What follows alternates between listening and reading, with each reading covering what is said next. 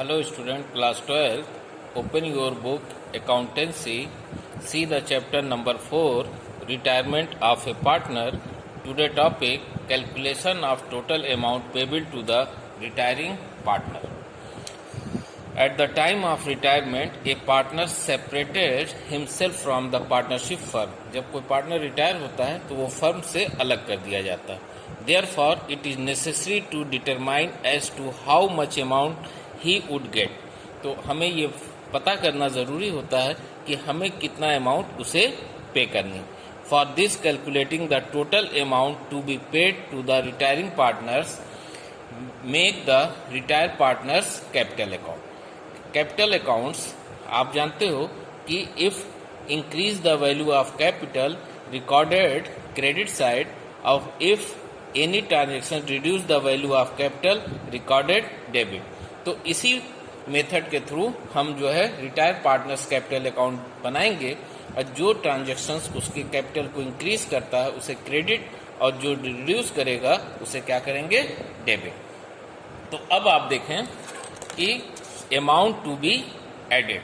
Added means यानी capital account में उसे क्या करना, क्रेडिट करना. तो first of all credit balance of capital या current account if his capital balance at the end of liability side of the old balance sheet.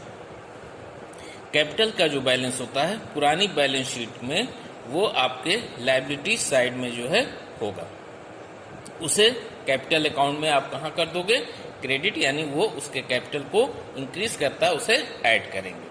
फिर share of goodwill, क्योंकि वो फर्म से रिटायर करेगा तो हिज शेयर ऑफ जो है goodwill उसको जो है पे की जाएगी और वो उसके कैपिटल में क्या कर देंगे, ऐड. फिर share of profit on revaluation, we make revaluation at the retirement और इफ प्रॉफिट तो उस प्रॉफिट में शेयर ऑफ जो है प्रॉफिट ऑन रिवैल्यूएशन वो उसके कैपिटल में क्या कर देंगे, ऐड.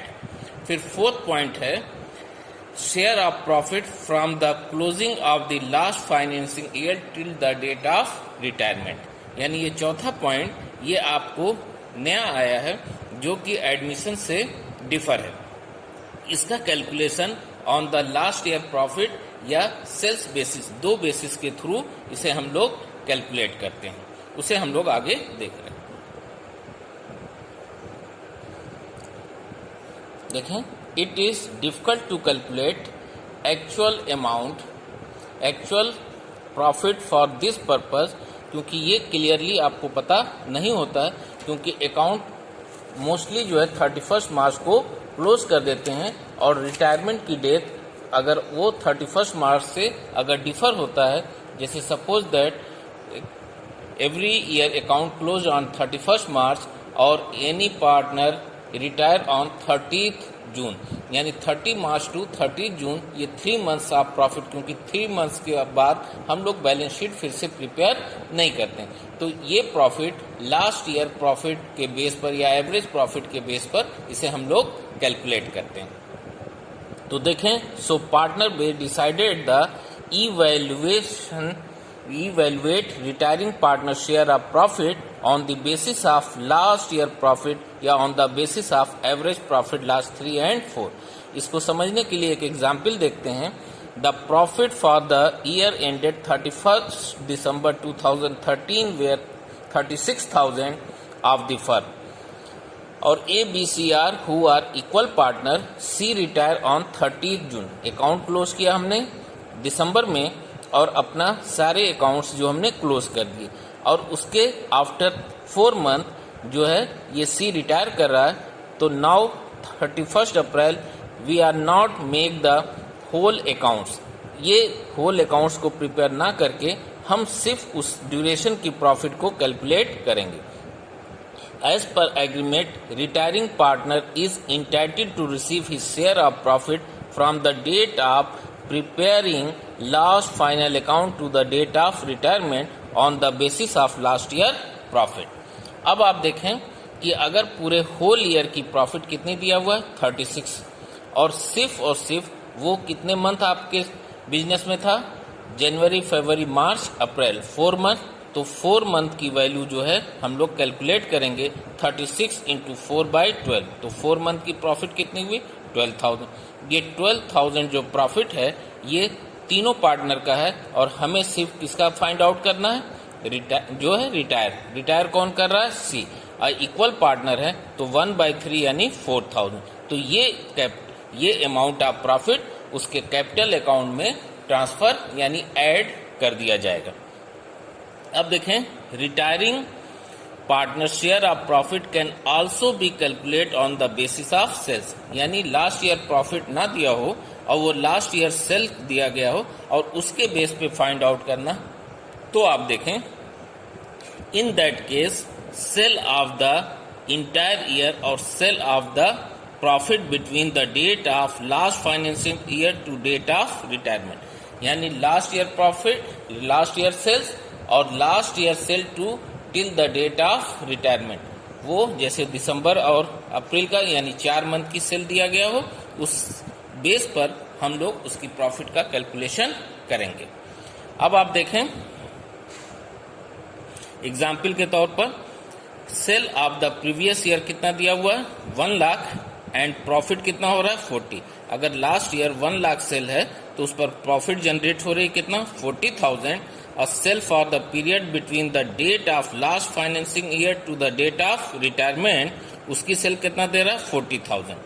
तो आप इस 40,000 अगर 1 lakh on 1 lakh sale profit 40,000 तो 40 लाख सेल कितनी प्रॉफिट होगी ये फाइंड आउट करेंगे। उसके बाद उसमें सी का शेयर आप प्रॉफिट कैलकुलेट करें। तो देखें, if sales proceed 1 lakh and profit उस पर कितना होता है? 40,000। तो अगर 1 जो है सेल हो तो उसकी प्रॉफिट 40 अपॉन कितना हो जाएगा? 1। कम होने पर उसी रेशियो में क्या करते हैं? डिवाइड। और 40,000 प्रॉफिट अगर इतनी सेल है तो 40,000 पे उसकी सेल कितनी हो, प्रॉफिट कितनी हो जाएगी? 16,000। ये 16,000 प्रॉफिट 3 पार्टनर्स के हैं और पार्टनर क्योंकि इक्वल जो है डिस्ट्रीब्यूट कर रहे हैं तो इसलिए 60,000 इंटू 1/3 आपका ये वैल्यू कितना आ जाएगा? 5,333। अब एक पॉइंट और आप देख लें, 5th क्या है? ये प्रॉफिट जो है ये भी उनके कैपिटल में क्या करते हैं? ऐड किया जाएगा। अब इसके बाद जो है देखें, interest on capital. Interest on capital भी पार्टनर्स कैपिटल को क्या करता है? इंक्रीज करता है। तो उस बेस पे देखें, interest on capital for the period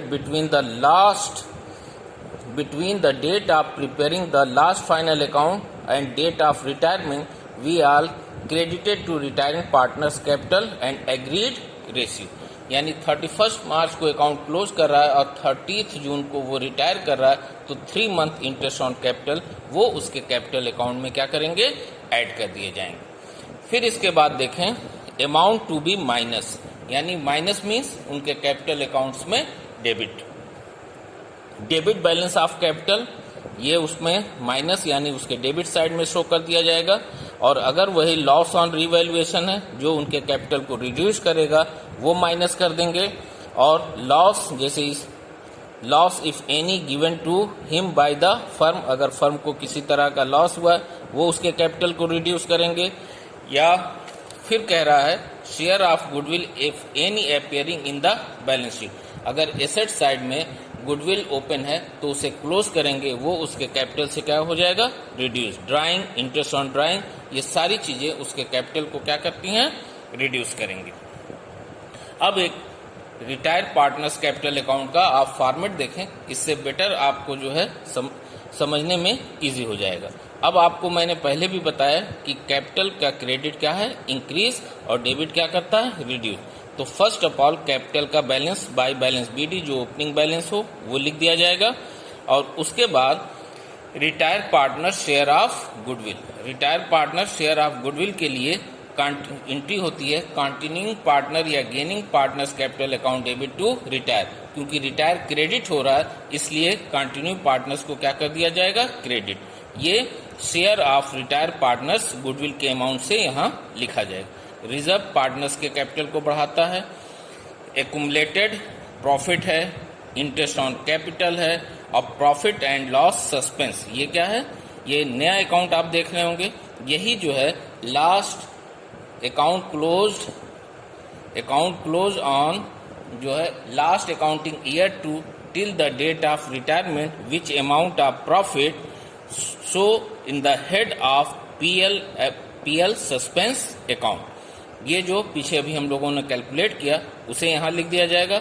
loss की कंडीशन में यही ठीक यहाँ पर डेबिट साइड में आ जाएगा। और बैलेंस शीट में अगर अनडिवाइडेड रिजर्व के साथ साथ आपको प्रॉफिट एंड लॉस है तो वो भी उसके कैपिटल को क्या करेगा, रिड्यूस। रीवैल्यूएशन अकाउंट बनाओगे, रीवैल्यूएशन कैपिटल को क्या करता है, इंक्रीज करता है, इसलिए इसे भी क्या करेंगे, क्रेडिट। तो एक बार फिर देख लें, बैलेंस गुडविल की वैल्यू जो रिटायर पार्टनर की है, रिजर्व, इंटरेस्ट ऑन कैपिटल और last accounting year to till the date of death जो शेयर ऑफ प्रॉफिट होगा, जो आप लास्ट ईयर प्रॉफिट या सेल्स बेस पे आपने कैलकुलेट किया उसे लिख दिया जाएगा। क्योंकि ये एक्चुअल प्रॉफिट नहीं होता है, इसलिए प्रॉफिट एंड लॉस अकाउंट से नाम से ना लिखकर profit and loss suspense account के नाम से रिकॉर्ड किया जाता है।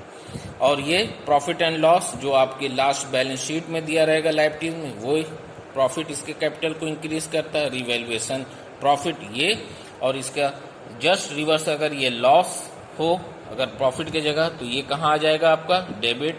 एडवर्टाइजमेंट सस्पेंस ये इसके कैपिटल को क्या करता है, रिड्यूस। Revaluation loss. और बैलेंस शीट के एसेट्स में अगर गुडविल दे रखी है तो उस गुडविल अकाउंट को आप क्लोज करोगे, तब उसके लिए देखें to goodwill, drawings, interest on drawings ये, और मे बी कि सम पार्ट ऑफ अमाउंट जो है ऑफ रिटायरिंग पार्टनर्स को आप कैश पे कर रहे हो तो उसे टू कैश, और रिमेनिंग अमाउंट उसके लोन अकाउंट में। जैसा क्वेश्चन में इंफॉर्मेशन हो सकता है कि फुल अमाउंट पे करोगे तो टू कैश, या no any amount given in cash तो all balance transfer to retire partners capital account. Settlement of total amount payable to retiring partners calculate करने के लिए कई मेथड होते हैं, उन सारे मेथड्स को हम लोग यहाँ देखेंगे। क्वेश्चन में जो भी इंफॉर्मेशन दिया होगा उसके अकॉर्डिंग हम लोग ये करेंगे, जिसमें फर्स्ट है entire amount to be paid in cash. अगर फर्म के पास सूटेबल कैश बैलेंस है तो जो रिटायर पार्टनर्स के बैलेंस ऑफ कैपिटल होती है उसे पे करेंगे। अगर फर्म में कैपिटल इंट्रोड्यूस करता है तो पार्टनर एंट्री क्या करते हो, cash account debit to partners capital. अब वही चीज उसे रिटर्न करोगे तो वही एंट्री जस्ट क्या हो जाएगी, रिवर्स। इसमें रिटायरिंग पार्टनर्स कैपिटल अकाउंट को आप क्या करोगे, डेबिट टू कैश। कैश आपका एसेट्स कम हो रहा है और कैपिटल अकाउंट क्लोज करते हैं, कैपिटल का क्रेडिट बैलेंस है, क्लोज करना है, इसलिए उसे क्या कर दिया, debit. Some time bank loan in obtain to pay off the amount due to the retiring partner for this certain security is kept with the bank. होता क्या है कि अगर बैंक के पास, अगर जो है फर्म के पास सूटेबल कैश पेमेंट के लिए ना हो तो ऐसे सिचुएशन में वो बैंक से लोन लेता है और फिर उसके बाद उसका पेमेंट करेगा।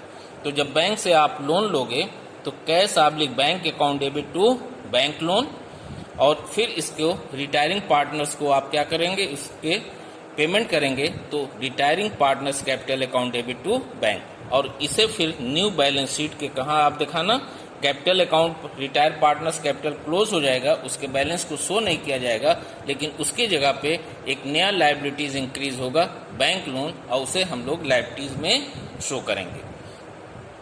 फिर इसके बाद देखें second case, by transferring capital balance into retiring partners loan account may be not suitable balance available in the जो है फर्म, तो balance of capital transfer to his loan account, या no information giving in the question तो balance of retiring partners capital transfer to his loan account. तो उसमें क्या करोगे कि इसे क्लोज करना है तो कैपिटल क्रेडिट बैलेंस होता है, क्लोज करने के लिए उसे डेबिट करेंगे और ट्रांसफर कहाँ करना है, लोन अकाउंट में, तो यहीं पे रिटायरिंग पार्टनर्स लोन।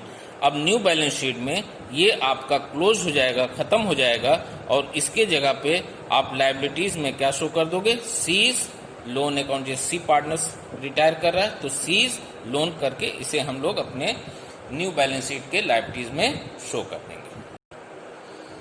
नंबर 3 देखें, payment partly in cash and partly by transferring to loan account.